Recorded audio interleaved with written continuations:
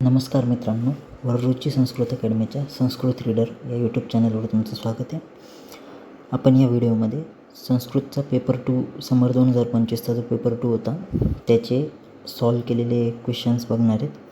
Solve केलेला paper या ठिकाणी दिलेला आहे, ज्यामध्ये ह्या बाजूला क्वेश्चन पेपर आहे आणि दुसऱ्या बाजूला इकडे सॉल्व केलेला पेपर आहे. आता पेपर 2मध्ये मोस्ट कॉमनली जे क्वेश्चन्स येतात ते श्लोकांच्या बेसिसवर असतात आणि सब्जेक्टिव्ह असतात. तर पेपर 2मध्ये कशी उत्तरं लिहायची, त्या श्लोकांचं पदच्छेद, अन्वय, अर्थ कसं लिहायचा ते सगळं या ठिकाणी ह्या व्हिडिओमध्ये सांगणार आहे. बघा, या ठिकाणी पेपर 2मध्ये पहिला जो ECQ येतो त्याच्यामध्ये पदच्छेद लिहायचा असतो, शब्दरूप आणि धातुरूप लिहायचे असतात. मग इथे पहिला ECQ दिलेला आहे, अधोदत्तस्य श्लोकस्य पदच्छेदं लिखित्वा रेखांकितानां पदानां शब्दरूपानी धातुरूपानी वा लिखत. आता या ठिकाणी जो श्लोक दिलेला आहे त्या श्लोकाचा पदच्छेद लिहायचा आहे आणि जे अंडरलाईन केलेले शब्द आहेत त्याचं शब्द असेल तर शब्दरूप लिहायचं आणि धातू असेल तर धातुरूप लिहायचे. तर बघा, श्लोक काय दिलेला आहे, सुखार्थाः सर्वभूतानां मत्तः सर्व प्रवृत्तयः सुखं च न विना धर्मात् तस्मात् धर्म परो भवेत्. आता ह्या श्लोकाचा पदच्छेद लिहायचा आहे. नंतर प्रवृत्तय सुखम ह्या शब्दांचे शब्दरूप लिहायचे आणि भवेत याचं धातुरूप लिहायचं. तर बघा, पदच्छेद कसा लिहायचा असतो, तर जो श्लोक दिलेला आहे श्लोकांमधला प्रत्येक शब्द वेगवेगळा करून लिहिणं म्हणजेच पदच्छेद लिहायचं असतं. आता जेव्हा वेगवेगळा करणार शब्द तर त्या ठिकाणी 2 शब्दांच्या मध्ये डॅश देऊ शकतात किंवा कॉमा देऊ शकतात. तर इथे तो पदच्छेद लिहून दाखवलेला आहे, सुखार्थाः सर्वभूतानां मत्तः सर्व प्रवृत्तयः सुखं च न विना धर्मात् तस्मात् धर्म परो भवेत्. हा श्लोक आहे, त्याचा पदच्छेद बघा कसा येणार, सुखार्थाः डॅश सर्वभूतानां डॅश मत्तः डॅश सर्वाः डॅश प्रवृत्तयः डॅश सुखम डॅश च डॅश न डॅश विना डॅश धर्मात् डॅश तस्मात् डॅश धर्मपरः डॅश आणि भवेत. आता ह्या ठिकाणी अशा प्रकारे पदच्छेद करायचा आहे. नंतर शब्दरूप लिहायचे आहेत. तर इथे प्रवृत्तयः ह्या शब्दाचं रूप लिहायचं आहे. प्रवृत्तयचा मूळ शब्द येतो प्रवृत्ती, इकारांत शब्द आहे, ऱ्हस्व इकारांत शब्द, प्रवृत्ती इकारांत स्त्रीलिंगी प्रथमा बहुवचन. तर सुखमचं शब्दरूप येतं सुख अकारांत नपुसकलिंगी शब्द प्रथमा एकवचन. नंतर त्या ठिकाणी भवेत शब्दाला अंडरलाईन केलेलं आहे. भवेत शब्दाचं धातुरूप लिहायचं आहे. भवेतचं धातुरूप येतं भू भव पहिला गण, भूभव धातू आहे, पहिला गण परस्मैपद विधिलिंग लकार प्रथम पुरुष एकवचन. आता हा पहिला प्रश्न आहे. पहिल्या प्रश्नामध्ये पदच्छेद लिहायचा असतो, धातुरूप शब्दरूप लिहायचे असतात. नंतर दुसरा जो प्रश्न आहे तो आहे अधोदत्तस्य श्लोकस्य पदच्छेदं लिखित्वा अन्वय अर्थं च लिखत. तर आधीचे जे पण पेपर यायचे त्याच्यामध्ये फक्त अन्वय आणि अर्थ लिहायचा राहायचा, पण हा जो समर 2025चा पेपर आहे याच्यामध्ये दुसरा आणि तिसऱ्या क्वेश्चनमध्ये पदच्छेद पण लिहायला लावलेला आहे. तर ठीक आहे, पदच्छेद पण लिहायचा होता आणि अन्वय अर्थ पण लिहायचे होते याच्यामध्ये. बघा, दुसऱ्या प्रश्नामध्ये पदच्छेद काय येणार, श्लोक दिलेला आहे, न स्नानम आचरेत भुक्त्वा न आतुरो न महानिशी न वासोभि सहाजस्त्रम न विज्ञाते जलाशय. आता याचा पदच्छेद कसा येणार, न डॅश स्नानम डॅश आचरित डॅश भुक्त्वा डॅश न डॅश आतुरो डॅश न डॅश महानिशी डॅश न डॅश वासोभिः डॅश सहाजस्त्र डॅश न डॅश अविज्ञाते डॅश जलाशय. असं ह्या त्या ठिकाणी त्याचा पदच्छेद येणार. अन्वय बघा काय येणार, भुक्त्वा आतुरः महानिशी वासोभिः सह अजस्रम अविज्ञाते जलाशये स्नानम न आचरित. त्याचा अर्थ येणार, जेवण झाल्यानंतर आजारी असताना मध्यरात्री वस्त्रांसहित निर्वस्त्र आणि अज्ञात जलाशयात स्नान करू नये. नंतर पुढचा जो ECQ होता त्याच्यामध्ये पण पदच्छेद, अन्वय आणि अर्थ लिहायचा होता. श्लोक होता, पित्ते मंदो नल शीतम प्रभाहानी कपिभ्रम श्लेष्माशयनम शून्यत्वम रुद्रव श्रुतसंधिता. आता त्याचा पदच्छेद बघा कसा येणार, पित्ते डॅश मंदः डॅश अनलः डॅश शीतम डॅश प्रवाहानी डॅश कफे डॅश भ्रमः डॅश श्लेष्माशयानां डॅश शून्यत्वम डॅश रुद्रवः डॅश श्लतसंधिता. त्याचा अन्वय काय येणार, तर क्षये पित्ते मंदः अनलः शीतं प्रवाहानी भवति क्षये कफे भ्रमः श्लेष्माशयानां शून्यत्वम रुद्रवः श्लतसंधिता भवति. त्याचा अर्थ बघा, आता पित्तक्षयामुळे अग्निमांद्य होतं, शरीर शैत्य आणि कांतीनाश होतो. कफक्षयामुळे चक्कर येणे, श्लेष्मास्थानामध्ये पोकळी निर्माण होणे, हृदयात धडधडणे आणि सांधे शिथिल होणे ही लक्षणे निर्माण होतात. आता अशा प्रकारे हा दुसरा आणि तिसरा क्वेश्चन लिहायचा असतो, ज्याच्यामध्ये अन्वय आणि अर्थ एवढंच यायचं. आधी या समर 2025च्या पेपरमध्ये पदच्छेदसुद्धा लिहायला लावलेला होता. ठीक आहे. आता चौथा जो क्वेश्चन असतो तो प्रयोगम विपरिणामयत हा क्वेश्चन असतो. वाच्यप्रयोगवरती असतो चौथा क्वेश्चन. या ठिकाणी 5 वाक्य दिलेले असतात. त्या 5 वाक्यांचं जे पण प्रयोग येतो ओळखून त्याच्यानुसार त्या ठिकाणी प्रयोग बदलायचा असतो. बघा, या ठिकाणी पहिलं जे वाक्य आहे ते अहम देवम पूजयामी. आता हे जे वाक्य आहे हे कर्तरी वाक्य आहे. पूजयामी अहम कर्ता आहे आणि पूजयामी परस्मैपदी म्हणजेच एक कर्तरी वाक्य. त्याचं कर्मणी होणार मया देवः पूज्यते. नंतर दुसरं जे वाक्य आहे ते गायकेनं गीतम गीयते. आता या ठिकाणी गीयते मूळ धातू गी आहे त्याचं. आणि तिसरं या ठिकाणी गायकेनं तृतीयामध्ये, कर्ता तृतीयामध्ये म्हणजेच वाक्य कर्मणी वाक्य. कर्मणीचं कर्तरी होणार गायकः गीतम गायते. त्याच्यानंतर तिसरं वाक्य ताहा रुदंती. हे अकर्मक कर्तरी वाक्य आहे, त्याचा भावे प्रयोग होणार ताभिः रुद्यते. तर चौथं वाक्य अहम कार्यम कृतवान. तर हे जे वाक्य याच्यामध्ये कृ प्लस तवतू आलेला आहे. कृ धातूला तवतू प्रत्यय लागून कृतवान तयार झालेलं आहे. आता कृतवान ज्यावेळेस लागतो ते वाक्य कर्तरी वाक्य असतं. कर्तरी भूतकृदंत असतो कृतवान हा. म्हणजेच हे वाक्य कर्तरी वाक्य आहे. त्याचं कर्मणी करताना अहमचं मया होऊन जाईल, कार्यमच राहणार. आणि इथे कृ प्लस तवतू इथं कर्मणी भूतकृदंत तयार करावं लागेल. कर्मणी भूतकृदंतसाठी कृ धातूला त प्रत्यय लागणार आणि कार्यम नपुसकलिंगी म्हणून कृ प्लस तचं नपुसकलिंगी रूप येणार कृतम. नंतर 5वं मार्गाश्रितेनं अस्थिनी दृष्टाने. आता हे वाक्य पण कर्मणी वाक्य, त्याचं कर्तरी करायचं आहे. मार्गाश्रितः अस्थिनी दृष्टवान. तर ह्या ठिकाणी दृष्टानेचं दृष्टवान झालं. नंतर बघा, ह्या कर्तरी कर्मणी होतं हे चौथ्या SAQ. नंतर 5वा जो SAQ येतो, 5व्या SAQ टिप्पणी लिहायची असते. आता ह्या ठिकाणी कर्म आणि बृहन ह्या 2 शब्दांवरती टिप्पणी लिहायची म्हणजे जे पण परिभाषामध्ये दिलेले जे पण शब्द असतात, तुम्ही जे परिभाषा पाठ केलेल्या आहेत ते त्या ठिकाणी लिहायची. शॉर्ट नोट लिहायची असते टिप्पणी म्हणजेच. आता इथे कर्मवरती शॉर्ट नोट लिहायची. आता शॉर्ट नोट लिहिताना तुम्ही एक पॅटर्न करू शकतात की त्या ठिकाणी एखादा श्लोक लिहायचा, तो जो पण शब्द दिला आहे त्याच्याबद्दलचा, आणि पुढे तुम्हाला जी पण माहिती असेल किंवा जे पण डिस्क्रिप्शन असेल तुमचं ते त्या ठिकाणी लिहायचं. जेवढं डिस्क्रिप्शन लिहिता येईल तेवढं लिहायचं. अर्धा पान 1 पान एवढं डिस्क्रिप्शन लिहिलं तरी सफिशियंट असतं. आता ह्या ठिकाणी कर्मचं डिस्क्रिप्शन लिहायचं आहे. आता 5 मार्कासाठी 2 टिप्पणी आहेत म्हणजे अडीच मार्क आलं आहे. त्यामुळे त्या ठिकाणी 2.5 मार्काच्या हिशोबाने लिहायचं की जवळपास अर्धा पेज लिहिलं तरी पण त्या ठिकाणी सफिशियंट राहणार 2.5 मार्कासाठी. आता कर्मसाठी बघा त्या ठिकाणी काय येणार, प्रयत्नादि कर्मचेष्टित मुच्यते. ही त्या ठिकाणी कर्मची व्याख्या आहे. नंतर जी क्रिया केली जाते त्याला कर्म म्हणतात. प्रयत्न इत्यादी सर्वच प्रकारच्या चेष्टांना किंवा हालचालींना कर्म म्हटलं जातं. संयोगीचे विभागीचे कारणम द्रव्यमाश्रितम कर्तव्यस्य क्रियाकर्म कर्मणान्यतपेक्षते. हा त्या कर्माचा श्लोक आहे. संयोग वा विभागाला कारणीभूत असणारे म्हणजेच कर्म, द्रव्याच्या आश्रयाने राहणारे म्हणजे कर्म. अंतर्कसंग्रहानुसार कर्माचे 5 प्रकार पडतात: उत्क्षेपण, अपक्षेपण, आकुंचन, प्रसरण आणि गमन. कर्मच्या आणखीन 2-3 व्याख्या याच्यामध्ये वाटलं तर ॲड करू शकतात आणि आणखीन मोठं उत्तर त्या ठिकाणी बनू शकतं. नंतर दुसरी जी टिप्पणी ती बृहन ह्या शब्दावरती होती. बृहनवरती शॉर्ट नोट होती लिहायची.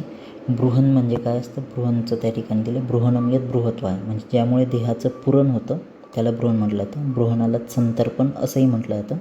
विविध उपक्रमांमधील एक उपक्रम म्हणजे बृहन आहे. बृहन हे चिकित्सा म्हणून देखील केलं जातं. मुख्यतः कृशता दूर करण्यासाठी बृहन दिलं जातं. बृहणाकरिता गुरुद्रव्यांचा प्रामुख्याने वापर केला जातो. यस्य द्रव्यस्य बृहणे शक्ती सगुरु, म्हणजे बृहणाने कृश व्यक्ती हा वराप्रमाणे धष्टपुष्ट. आता यस्य द्रव्यस्य बृहणे शक्ती सगुरु हे गुरुद्रव्याचा श्लोक आहे ॲक्च्युली, पण गुरुद्रव्य हे बृहणमध्ये दिले जातात, तर ते रिलेट करून त्या ठिकाणी गुरुद्रव्याबद्दल पण थोडंसं माहिती त्या ठिकाणी ॲड करता येऊ शकते. तर हे टिप्पणी लिहायची होती. टिप्पणी लिहायची म्हणजेच त्या ठिकाणी शॉर्ट नोट लिहायची असते. नंतर जो SAQ येतो 6वा SAQ, त्याच्यामध्ये निरुक्ती आणि पर्यायवचन लिहायचे असतात. एकच निरुक्ती लिहायची आणि त्याचे पर्यायपद. आता ह्या ठिकाणी मन शब्दाची निरुक्ती आणि पर्यायपद विचारलेत. मनची निरुक्ती येते मन प्लस असून मन्यते, ज्ञायते, बुद्धते, अनिनयती मन, आणि त्याचे पर्यायपद येतात चित्त, चेतस, हृदय. तर एवढं निरुक्ती आणि पर्याय पद्धत या ठिकाणी 6व्या SEQ मध्ये लिहायचं असतं. आता 7वा जो SEQ आहे त्याच्यामध्ये इथे बाजूला मराठीमध्ये टेक्स्ट दिलेलं आहे, त्याला संस्कृतमध्ये ट्रान्सलेट करायचं आहे. आता हा SEQ खूप जणांना थोडंसं कठीण वाटतो, कारण की जर पुस्तकातलं पंचतंत्रच्या पॅरेग्राफमधून ह्या ठिकाणी टेक्स्ट घेतलं जातं अनुवाद करण्यासाठी, तर पुस्तकामध्ये जे टेक्स्ट दिलेलं आहे संस्कृतमधलं ते थोडंसं कठीण लँग्वेज आहे. तर त्यामुळे मुलांना सगळ्यांना वाटतं की हीच लँग्वेज ॲज इट इज पुस्तकामधली वापरली तर ती कठीण जाईल. पण पुस्तकातली लँग्वेज ॲज इट इज न वापरता आपण आपल्या मनाने सुद्धा त्या ठिकाणी ट्रान्सलेशन करू शकतो. पुस्तकातलेच शब्द जसे तसे आले पाहिजे असं अपेक्षित नसतं, तुम्हाला ट्रान्सलेट करता आलं पाहिजे हे महत्त्वाचं असतं. तर म्हणून तुम्ही तुमच्या शब्दांमध्ये पण ट्रान्सलेट करू शकतात. फक्त त्या ठिकाणी जे शब्द दिलेले ते पुस्तकामधल्या शब्दांचे समानार्थी शब्द असले पाहिजेत. आता इथे बघा पॅरेग्राफ काय होता, न्हावीसुद्धा आपल्या घरी जाऊन विचार करू लागला, हे सर्व जैन शपनक डोक्यावर काठीने मारले की सोन्याचे होतात असे दिसते. आता त्याचं ट्रान्सलेशन केलं इकडे, नापितः अपि स्वगृहं गत्वा विचिंतयेत् ये सर्वाः क्षपणकाः मस्तिष्के लगुडप्रहारेण सुवर्णमयी भवन्ति. आता ह्या ठिकाणी ॲज इट इज पुस्तकाप्रमाणे ट्रान्सलेशन नाही केलेलं आहे, मनाने ट्रान्सलेशन केले, त्याच्यामुळे पुस्तकातली लँग्वेज आणि ही लँग्वेज थोडी वेगवेगळी असू शकते. नंतर पुढचं वाक्य आहे, तेव्हा आपणसुद्धा सकाळी पुष्कळ क्षपणकांना बोलवावे व त्यांच्या डोक्यावर काठीने प्रहार करावा, म्हणजे आपल्याजवळसुद्धा खूप सोने होईल. तदा अहमपि प्रातः प्रभूतान क्षपणकान आहूय तेषां मस्तिष्के लगुडेन प्रहारिष्यामि येन मम समीपे अपि प्रभूतं सुवर्णं भवति. त्याच्यानंतर आहे, अशा विचारातच त्याने सारी रात्र मोठ्या प्रयासाने घालवली. दुसऱ्या दिवशी सकाळी उठून त्याने एक भली मोठी काठी तयार ठेवली. तद एव चिंतने सह महत्प्रयासेन निशाम अतिचक्रति स्म प्रातः उत्तिष्ठे सह एकं बृहत्तम लगुडम आहरितवान ततः स क्षपणकाम. नंतर मग तो एका क्षपणकांच्या मठात गेला, तिथे जिनेंद्राला 3 प्रदक्षिणा घालून त्याच्या पुढे गुडघे टेकून मोठ्या आवाजात तो हा श्लोक म्हणाला. ततः स क्षपणकां नाम मठे गत्वा जिनेंद्रस्य त्रिवार प्रदक्षिणां कृत्वा तस्य पुरतः जाह्नव्यां स्थित्वा उच्चैः एतत् श्लोकम् उक्तवान्. आता ह्या ठिकाणी तुम्ही भूतकाळामध्ये हे ट्रान्सलेशन करायचं असतं, म्हणून भूतकाळातले जे लंगलकाराचे प्रत्यय ते वापरून त्याच्यामध्ये क्रियापद वापरू शकतात ॲज इट इज. किंवा मग आता इथे बघा अतिचक्रती स्म, आता अतिचक्रती वर्तमान काळी पण पुढे स्म लावलेलं आहे, तर स्म जर का लावला तर वर्तमान काळी जे पण वाक्य असतं लटलकारातलं ते भूतकाळी होऊन जातं. तर जिथे तुम्हाला भूतकाळी वाक्य करायचं आहे आणि तुम्हाला लंगलकाराचा प्रत्यय लावून रूप नाही तयार करता येते, तर त्या ठिकाणी लटलकाराचं रूप तयार करायचं आणि पुढे स्म लावून द्यायचा. स्म लावलं म्हणजे जे पण वाक्य लटलकाराचं असतं वर्तमान काळाचं असतं ते भूतकाळात होऊन जातं. तर एवढं लक्षात ठेवा, म्हणजे ट्रान्सलेशन करणं सोपं जातं. नंतर पुढे बघा मातृभाषा या अनुवादित, म्हणजे इथे संस्कृतमध्ये श्लोक दिलेला आहे, त्या श्लोकाचं त्या ठिकाणी ट्रान्सलेशन करायचं आहे. आता श्लोक हे मोस्टली वैद्यकीय सुभाषित साहित्याचे येतात आणि ट्रान्सलेशनसाठी येणार तर 4 लाईनीचा श्लोक त्या ठिकाणी येणार मोस्टली. आता ह्या ठिकाणी बघा, मेदच्छेद कृशोदरम लघुभवत तित्थान योग्यम वपु सत्वानाम अपि लक्ष्यते विकृतिमत् चित्तं भयक्रोधय उत्कर्षस्य च धन्विनां यदिशव सिद्ध्यन्ति लक्ष्यचले मिथ्येव वसनं वदन्ति मृगया इद्रुग विनोदकृत. हा श्लोक त्या ठिकाणी दिलेला आहे, त्याचं ट्रान्सलेशन करायचं आहे. आता त्याचं ट्रान्सलेशन काय होतं, तर मेदाचे छेदन, लठ्ठपणा कमी, उद्योगक्षम बनविणे, चलायमान प्राण्यावर लक्षावर धनुष्याने वेध घेता येणे, ज्याची शिकार करायची आहे त्याच्या चेहऱ्यावरील क्रोध, भय आदी भाव पाहता येणे, हे सगळे लाभ शिकारीने प्राप्त होतात. असे असूनही शिकार करणे म्हणजे व्यसन समजले जाते, यासारखा विनोद तो कोणता.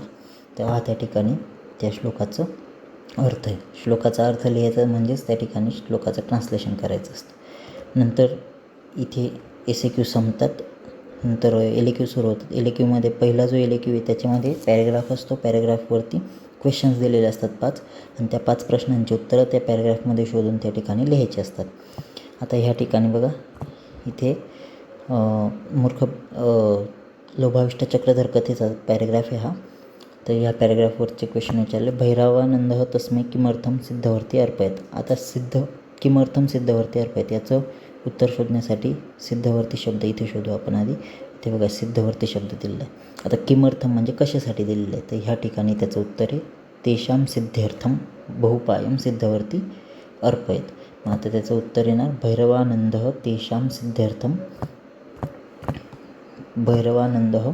तेषां सिद्ध्यर्थम बहुपायम चतुष्टयम सिद्धवर्ती अर्पयत. नंतर पुढचा जो प्रश्न आहे तो आहे यत्र वर्ती पतिष्यती तत्र किम करणीय. ज्या ठिकाणी वरती पडणार त्या ठिकाणी काय केलं पाहिजे. आता इथे दिलेलं आहे का उत्तर त्याचं, ते ॲज इट इज तर उत्तर भेटणार नाही, कारण की यत्र वरती पतिष्यती तत्र किम करणीयम असं विचारलेलं आहे. तर जसं तसं वाक्य पॅरेग्राफमध्ये नाही भेटणार, तर त्याचं उत्तर आपल्याला ही जी कथा आहे ती याचं उत्तर येईल यत्र वर्ती पतिष्यती तत्र स्थानं खनित्वा निधिं गृहीत्वा आनीयः. हे त्याचं उत्तर आहे किम करणीयाचं. नंतर प्राप्तेन धनेन किं भवती हे विचारलेलं आहे. त्याचं उत्तर येईल प्राप्तेन धनेन दारिद्र्यम न नश्यती. याचं पण उत्तर ॲज इट इज नाही सापडणार पॅरेग्राफमध्ये. मग त्या ठिकाणी जे म्हटलेलं आहे यांनी की एवं विधायतम यथेच्छ गृहीत्वा प्रथमो निवृत्त. त्याच्या आधी बघा तत्प्रभूतम अपि दारिद्र्यम न नाशयति. म्हणजे जे मिळालेलं धन आहे ते खूप सारं असूनसुद्धा दारिद्र्य नाश होणार नाही असं त्या ठिकाणी म्हटलेलं आहे. तर त्या कॉन्टेक्स्टमध्ये त्याचं उत्तर येणार प्राप्तेन धनेन किं न भवती प्रभूतम अपि दारिद्र्यम न नश्यति. नंतर किं कृत्वा द्वितीयः निवृत्त. आता याचं उत्तर काय येणार, म्हणजे दुसरा जो व्यक्ती होता त्याने काय केलं, तर द्वितीय स्वशक्त्या रुप्यम आदाय निवृत्त. त्याला चांदीची खाण सापडली होती, तर त्याने स्वतःच्या शक्तीनुसार जितकं पाहिजे तितकी चांदी घेऊन तो त्या ठिकाणून निघून गेला. नंतर पाचवा जो प्रश्न आहे तो आहे प्रथमेन भूमौ किं प्राप्तम. म्हणजे पहिल्या व्यक्तीला भूमीमधून काय मिळालं, तर त्याला ताम्र मिळालं होतं, तर त्याचं उत्तर ते येणार प्रथमेन भूमौ ताम्रम प्राप्तम. तर या ठिकाणी त्याचं उत्तर येईल प्रथमेन भूमौ ताम्रम प्राप्तम. बघा यावत प्रदेशम खनती तावत ताम्रमयी भूमी. हे त्याचं उत्तर आहे, ताम्र त्याला त्या ठिकाणी मिळालं. तर अशा प्रकारे पॅरेग्राफ असतो LAQ. त्या पॅरेग्राफवरचे क्वेश्चन्स असतात आणि ते त्या ठिकाणी सॉल्व्ह करायचे असतात.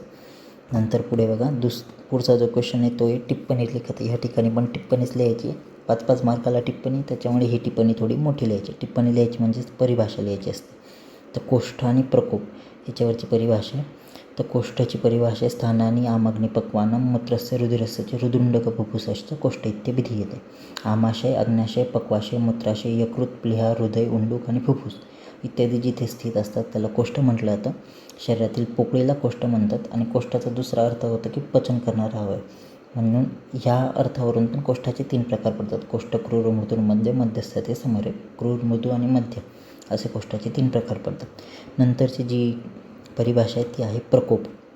प्रकोपची परिभाषा येईल आता प्रकोपच्या परिभाषेमध्ये आधी हा षटक्रियाकालचा श्लोक टाकला तरी चालतो किंवा प्रकोपचा जो श्लोक आहे तो टाकला तरी चालेल. तर संचयांच्या प्रकोपमच्या प्रसरम स्थान संशयम व्यक्तिभेदम चय व्यक्तिदोषानाम सभवित भिषम. हा त्या ठिकाणी प्रकोपचा श्लोक आहे. आता षटक्रियाकालामधली दुसरी अवस्था आहे प्रकोप अवस्था. म्हणजेच चय अवस्थेमध्ये दोषांना जिंकलं तर प्रकोपावस्थेमध्ये दोष जातात. जर जिंकलं नाही त्या ठिकाणी चय अवस्थेत, तर चय अवस्थेत दोष स्वस्थानी संचित होतात आणि जेव्हा ती स्थाने दोषांमुळे पूर्णपणे व्याप्त होतात तेव्हा दोषांना प्रकोपावस्था प्राप्त होते. आता वात प्रकोपचे लक्ष कोष्ठतोद वात संचरण. पित्त प्रकोपची लक्षणे आम्लिका पिपासा दाह. कफ प्रकोपची लक्षणे अन्नद्वेष आणि हृदयोत्क्लेश. नंतर त्या ठिकाणी हे टिप्पणी लिखतच झाल्यानंतर तिसरा जो LAQ येतो, तिसरा जो LAQ आहे त्या LAQमध्ये 2 सब क्वेश्चन आहे. एकामध्ये प्रश्न पूर्ण वाक्याने उत्तर आणि लिखतं आणि दुसऱ्या सब क्वेश्चनमध्ये येतं निरुक्तीन पर्यायवचन लिहायचे. आता हे जे प्रश्न पूर्ण वाक्याने उत्तर आणि लिखतं आहे, हे जे प्रश्न आहेत हे वैद्यकीय सुभाषित साहित्य आणि अष्टांगहृदय याच्यातल्या ज्या कन्सेप्ट आहेत त्याच्यावर बेस असतात. तर ह्या ठिकाणी बघा काय काय प्रश्न विचारले. शनैः शनैः किं करणीयम. तर व्यायामः शनैः शनैः करणीयम. वैद्यकीय सुभाषित साहित्यामध्ये आलेलं आहे हे व्यायामः शनैः शनैः करणीयम. नंतर चेष्टानां प्रवर्तकः क. हे पण वैद्यकीय सुभाषित साहित्याचाच आहे. वायुः चेष्टानां प्रवर्तकः अस्ति. युक्तियुक्तं भोजनं कीदृशं भवति. हे पण वैद्यकीय सुभाषित साहित्यामधलंच आहे हा क्वेश्चन पण. युक्तियुक्तं भोजनं रसायनं भवति. नंतर मानसगुणाः कति सन्ति. मानसत्रयः मानसगुणाः सन्ति. धर्मेणाध्यात्मविद्या का भवति. धर्मेणाध्यात्मविद्या मनःशुद्धी भवति. तर अशा प्रकारे हे क्वेश्चन्स येतात एका वाक्यातून. नंतर निरुक्तीन पर्यायवचनाचा क्वेश्चन आहे शरीर शब्दाची निरुक्ती विचारलेली, शर्यते तत् शरीरम ही येणार. वाताची निरुक्ती तत्र वागती गंधने वैती धातू. मूत्राची निरुक्ती क्लेदवाहनम मूत्रम. चक्षु शब्दाचे पर्याय शब्द विचारलेत, नेत्र, अक्षी, नयन. आणि श्रोत्र शब्दाचे पर्याय शब्द आहेत कर्ण, श्रवस, शब्दग्रह. ते हे पर्याय शब्द त्या ठिकाणी विचारले. चौथा जो एलेक्यू आहे, चौथ्या एलेक्यूमध्ये पदच्छेद, विग्रहवाक्य, अन्वय, वाक्यार्थ आणि शास्त्रार्थ एवढ्या गोष्टी लिहायच्या असतात प्रत्येकाला. आता पदच्छेद, विग्रहवाक्य, अन्वय, वाक्यार्थ, शास्त्र 5 गोष्टी लिहायच्या आहेत. 5 म्हणजेच प्रत्येकाला 2-2 मार्क असतात.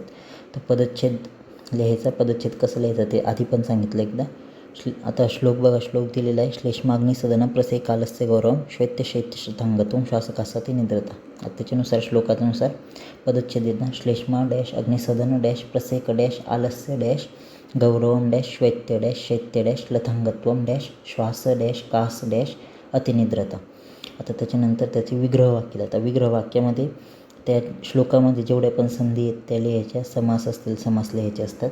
आता याच्यामध्ये श्लेष्माग्नी ही एक संधी आहे, श्लेष्मा प्लस अग्नी. आणि प्रसेक आलस्य, प्रसेक प्लस आलस्य दोन्ही दीर्घ संधी आहेत. समास आहे अग्निसदनम, अग्ने हे सदनम, त्या ठिकाणी षष्ठी तत्पुरुष समास आहे हा.